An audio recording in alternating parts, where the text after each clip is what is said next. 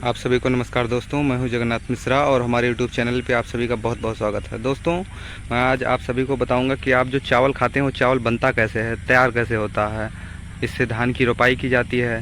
तो दोस्तों, धान की जो रोपाई की जाती है, मैं आज आप सभी को इसके बारे में पूरा विधि बताऊँगा, कैसे कैसे क्या होता है।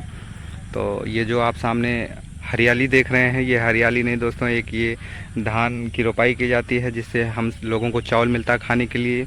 तो ये धान रोपाई करने वाला ये पौधा है।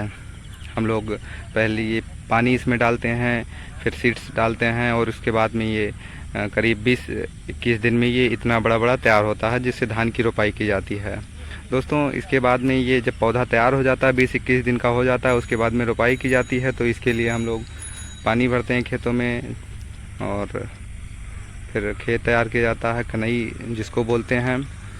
तो ये धान की रोपाई करने के लिए आप सामने देख रहे हैं पौधा, इसके आगे आप सभी को बताते हैं हम कैसे क्या होता है। दोस्तों, आप सभी देखिए, जैसे खेत में पानी भरा हुआ है और खेत में पानी भरने के बाद में जब खेत सूखा रहता है तो सबसे पहले हम लोग पानी भर देते हैं रोपाई करने से पहले, और उसके बाद में ट्रैक्टर से इसकी जुताई की जाती है।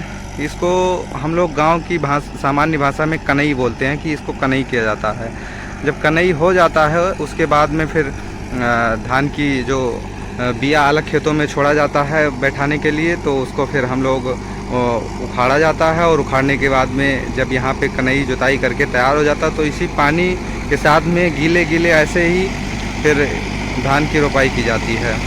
तो दोस्तों, अब आप सभी ने देखा कि ट्रैक्टर के माध्यम से जो यंत्र लगा हुआ है, रोटावेटर और कल्टीवेटर वगैरह रहता है, इससे इसकी जुताई की जाती है। जुताई जब कंप्लीट हो जाता है, इसको जो हेंगा होता है उससे बराबर कर दिया जाता है, कहीं भी ज़मीन जैसे खुरदुरा ना रहने पाए।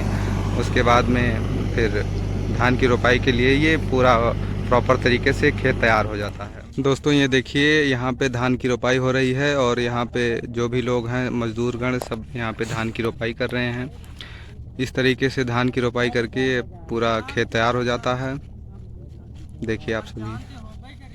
तो दोस्तों, ये देखिए, जब एक बार कनई कर लिया जाता है, जुताई हो जाती है, ऐसे पानी भरा रहता है, खेत जब तैयार हो जाता है प्रॉपर तरीके से, उसके बाद में धान की रोपाई करने के लिए अलग खेतों में जो हम इसका पौधा, इसका सीड्स तैयार करते हैं पौधा लगाने के लिए।